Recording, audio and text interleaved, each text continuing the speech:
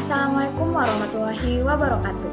Perkenalkan, kami dari kelompok 2 dengan anggota kelompok saya sendiri Sabira Justan, Nadia Inayah, Nur Fadila Aprilia, Ramadan Nur Rahmat, dan Andi Muhammad Zakwan.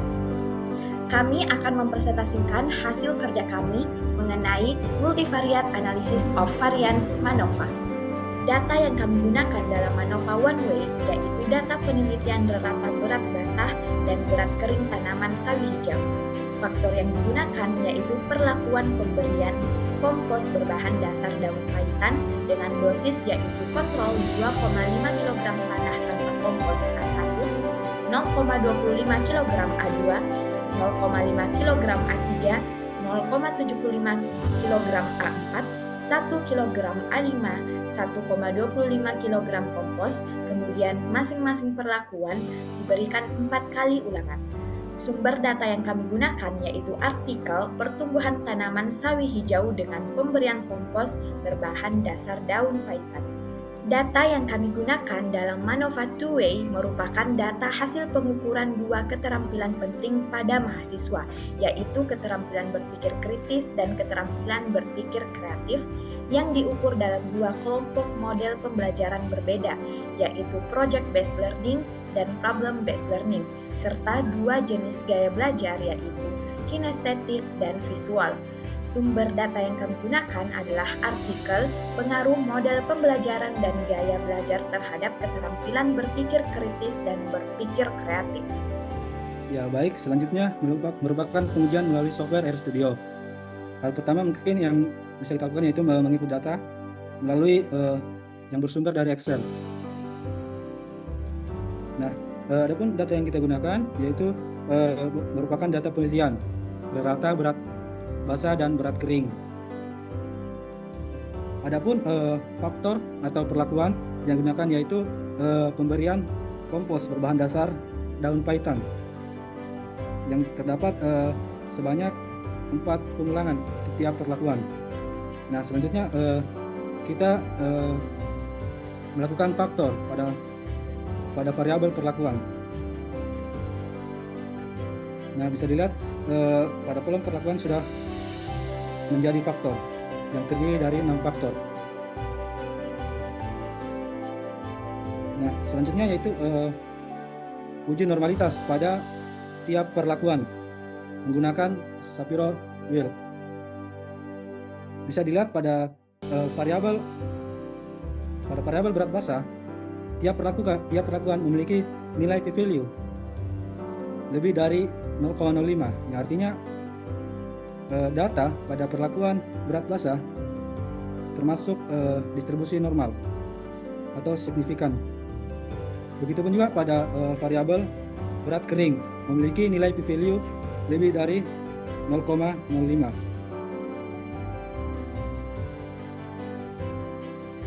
Selanjutnya pengujian normalitas secara multivariat. Di sini perlu mengetikkan prefix terlebih dahulu yaitu MVN. Berikut fungsinya, kita menggunakan berat basah, variabel berat basah dan berat kering. Adapun MVN test yang digunakan yaitu Mardia test. Kita running. Adapun hasil outputnya, Mardianya memenuhi ya, p-value-nya lebih dari 0,05, begitu dengan univariate normality-nya memiliki nilai p-value lebih dari 0,5 yang berarti berdistribusi normal.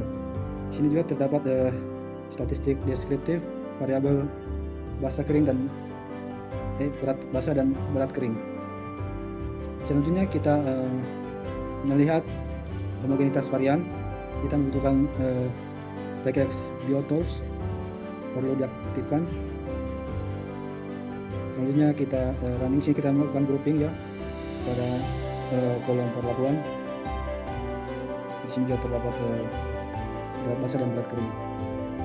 Nah, hasilnya itu nilai p-value-nya lebih dari 0,5 ya teman-teman. Artinya memenuhi asumsi homogenitas varian. Nah, tadi kan sudah dilihat ya, multivariat normal dan homogenitas varian kan memenuhi asumsi. Artinya data yang kita gunakan itu terpenuhi, sehingga kita dapat lanjut ke pengujian MANOVA one way. Lanjut saja. Di sini kita menggunakan fungsi MANOVA, Cibin berat basah dan berat kering. Itu faktornya itu perlakuan. Ini sumber datanya. Kita langsung running saja. Nah, ya, pada output bisa kita perhatikan di mana nilai p-value-nya 0,02 ya teman-teman, artinya kurang daripada alfa. Yang berarti faktor perlakuan pemberian kompos berbahan dasar daun paitan berpengaruh signifikan terhadap variabel berat basah dan berat kering. Ya, baik, selanjutnya dilakukan uji lanjut analisis univariat. Karena hasil uji MANOVA menunjukkan bahwa terdapat pengaruh yang signifikan dari perlakuan terhadap variabel respon berat basah tanaman dan berat kering tanaman. Maka analisis dilanjutkan dengan uji ANOVA univariat untuk mengetahui pengaruh perlakuan terhadap masing-masing variabel tersebut secara terpisah.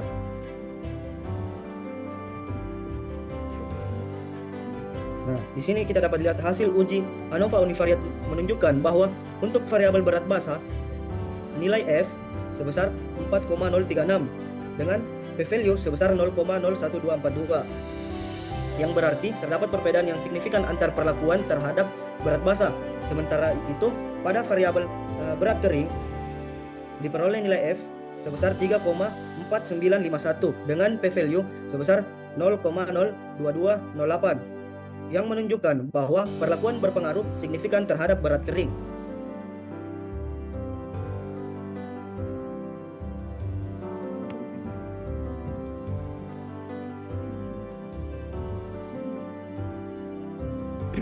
Nah, baik, selanjutnya di sini kita melakukan uji lanjut post test menggunakan metode 2K HSD.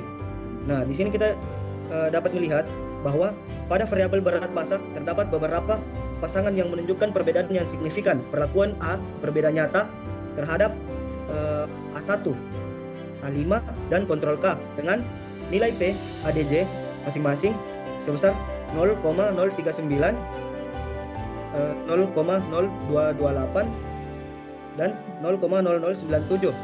Hal ini menunjukkan bahwa perlakuan A3 memberikan pengaruh yang lebih tinggi terhadap berat basah dibandingkan beberapa perlakuan lainnya. Sementara itu, pasangan perlakuan lainnya tidak menunjukkan perbedaan yang signifikan. Selanjutnya, pada variabel berat kering, hasil uji 2K HSD juga menunjukkan adanya perbedaan yang signifikan antara beberapa pasangan perlakuan A3. Perlakuan A3 berbeda nyata terhadap A5 dan kontrol K dengan nilai P ADJ sebesar 0,0416 dan 0,016. Ini mengindikasikan bahwa perlakuan A3 berpengaruh secara nyata terhadap berat kering dibandingkan dengan beberapa perlakuan lain. Nah, secara keseluruhan, hasil uji lanjut ini menegaskan bahwa perlakuan A3 merupakan kelompok yang memberikan hasil paling berbeda dan cenderung lebih baik pada berat basah maupun berat kering, sedangkan perlakuan lainnya memiliki pengaruh yang relatif sama dan tidak menunjukkan perbedaan yang signifikan. Baik, di sini saya akan mempresentasikan tentang sintaks MANOVA 2-way atau MANOVA 2 arah.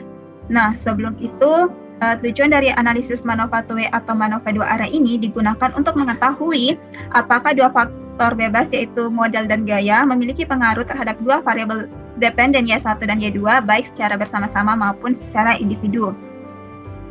Nah, langsung saja kita masuk pada sintaks yang pertama itu library. Di sini ada library let Excel. Nah, ini digunakan untuk memanggil paket let Excel untuk membaca file Excel. Nah, ada juga library BioTools yang digunakan untuk melakukan uji box M. Ada juga library Emians. Nah, ini digunakan untuk melakukan uji lanjut post host. Nah, selanjutnya di sini ada fungsi let Excel. Nah, ini digunakan untuk membaca Excel dari direktori yang ditentukan.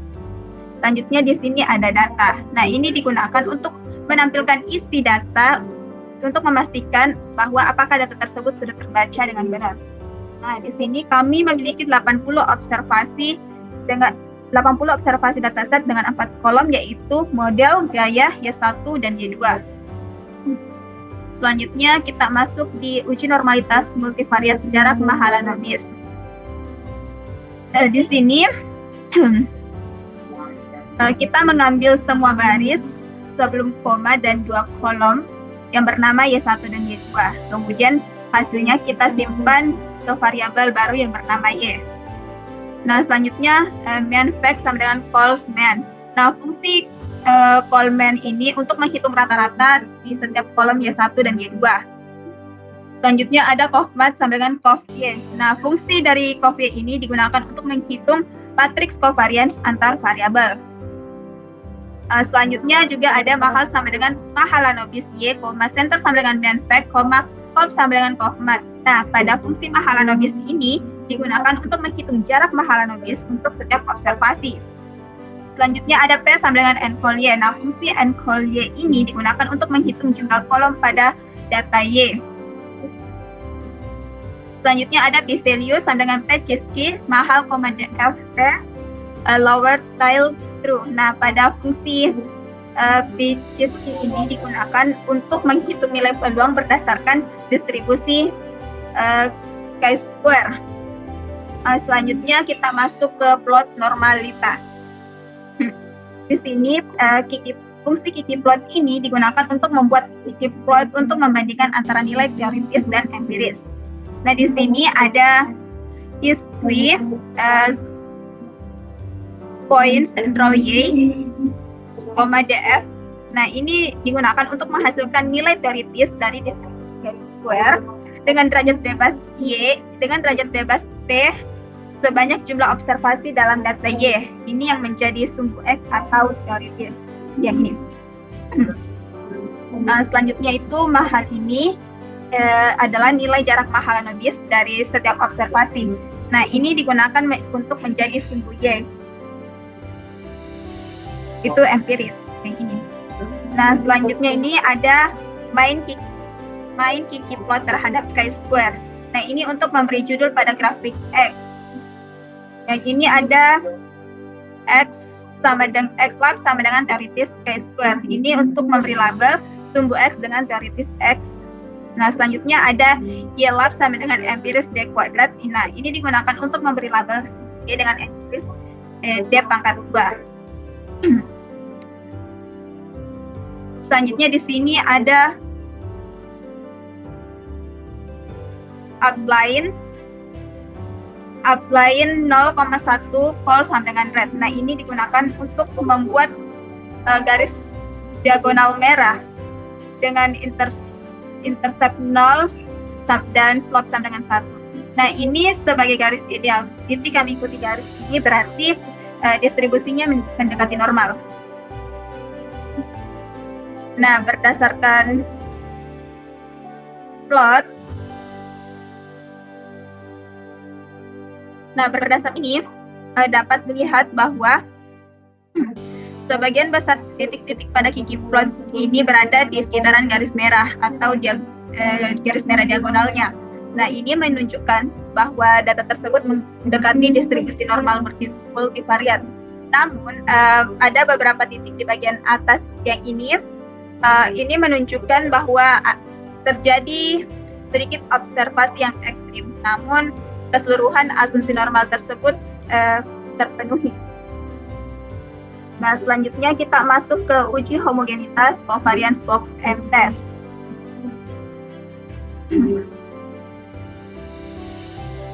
Pada data dolar kelompok sama dengan interaction, data dolar model, data dolar gaya dengan interaction ini digunakan untuk membentuk kombinasi antara model dan gaya. Selanjutnya hasil box M sama dengan box M as matrix, dan as matrix ini digunakan untuk mengubah data menjadi sebuah matriks agar sesuai untuk uji box M.